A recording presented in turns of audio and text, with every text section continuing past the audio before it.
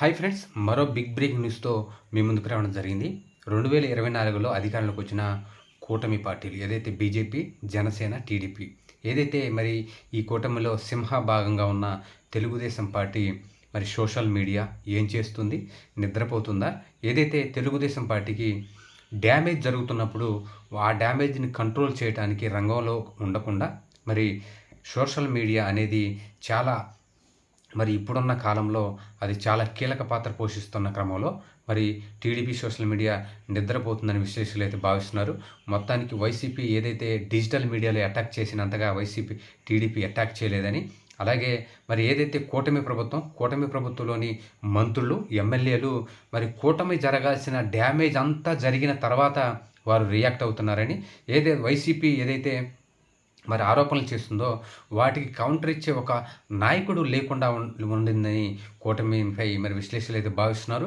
ఏదైతే మరి సాయి కృష్ణ కేసు, ఏదైతే సుగాలి ప్రీతి కేసు, ఏదైతే మరి క్రాంతి కుమార్ అనే ఒక యువకుడు ఆత్మహత్య కేసు, అలాగే మరి ఇక్కడ తునిలో జరిగిన చిన్నారి కేసులో ఇవన్నీ మరి ప్రభుత్వానికి వ్యతిరేకంగా మరి డిజిటల్ మీడియాలో వ్యతిరేకంగా ఎంతో ప్రచారం జరుగుతున్న సమయంలో కూడా మరి తెలుగుదేశం పార్టీలోని కీలక నాయకులు, మంత్రులు మరి ఏదైతే నారా లోకేష్ గారు, చంద్రబాబు నాయుడు గారు, మరి పవన్ కళ్యాణ్ గారు ఈ ముగ్గురే రిప్లై ఇయ్యాలా అని మరి మంత్రులు, ఎమ్మెల్యేలు అట్లనే మరి తెల్లమొహం వేసుకొని చూస్తున్నారని విశ్లేషకులు భావిస్తున్నారు. ఖచ్చితంగా కూటమికి జరగాల్సిన డ్యామేజ్ అంతా జరిగిపోయిందని, దీంట్లో డ్యామేజ్ చేయటంలో అలాగే మరి కూటమిపై పైచేయి సాధించడంలో వైసీపీ మరి సక్సెస్ అయిందని కూడా విశ్లేషకులు భావిస్తున్నారు. ఏది ఏమైనా సరే కూటమిలోని కొంతమంది కీలక మంత్రులు, కొంతమంది కీలక ఎమ్మెల్యేలు మరి ప్రభుత్వంపై అసంతృప్తిగా ఉండబట్టే మరి వైసీపీకి ధీటుగా సమాధానం చెప్పలేకపోతున్నారని. ఇంకొక సీక్రెట్ ఏంటంటే కొంతమంది కూటమిలోని మంత్రులు, ఎమ్మెల్యేలు అయితే ఇప్పుడే వైసీపీలోని సీట్ల కూటమి ఖర్చీఫ్ కూడా వేసినట్లుగా సమాచారం.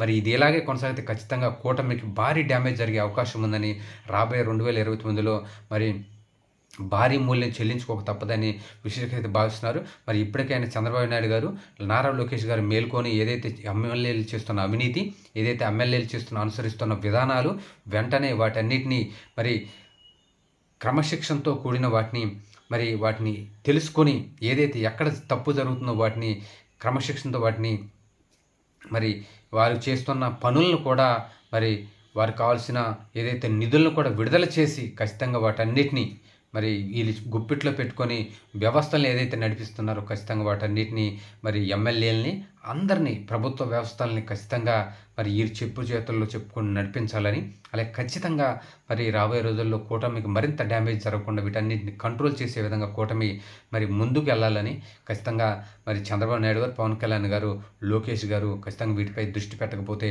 రానున్న రోజుల్లో జగన్మోహన్ రెడ్డి వీరిని భారీగా దెబ్బ కొట్టే అవకాశం ఉందని, 2029లో మరి తెలుగుదేశం పార్టీ, బీజేపీ, జనసేన ఒకవేళ గెలవబోతే మరి ఒక పార్టీనే మరి బీజేపీ మింగే అవకాశం ఉందని కూడా విశ్లేషకులు అయితే భావిస్తున్నారు. ఖచ్చితంగా మరి రాబోయే రోజుల్లో మరి తెలుగుదేశం పార్టీ, జనసేన, బీజేపీ ఎటువంటి నిర్ణయాలు తీసుకుంటాయో చూడాల్సిన అవసరం ఉంది. Thank you.